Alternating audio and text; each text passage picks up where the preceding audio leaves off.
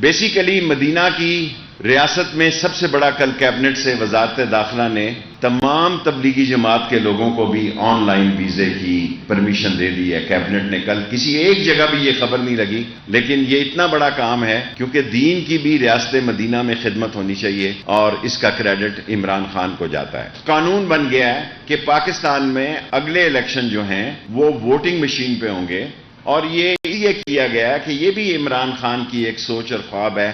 ہر election کے بعد ایک نیا پنڈارا باکس کھل جاتا ہے دھاندلی کا.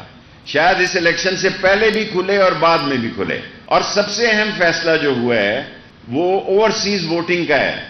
وہ پاکستانی جو آئی ایم ایف سے کئی گنا زیادہ پیسہ پاکستان کو بھیجتے ہیں اور جن کی کوئی شرائط نہیں ہے، وہ اپنی ماں بہن بیٹیوں کے لیے زر مبادلہ بھیج کے اپنے خاندانوں کو چلا رہے ہیں، ان کو ووٹنگ کا حق مل رہا ہے. اور پاکستان کے الیکشن کے پنجاب میں 40 حلقوں کا فیصلہ ہار اور جیت کا اوورسیز ووٹنگ پہ ہوگا، اور سارے پاکستان میں کم و بیش 80 حلقے ایسے ہوں گے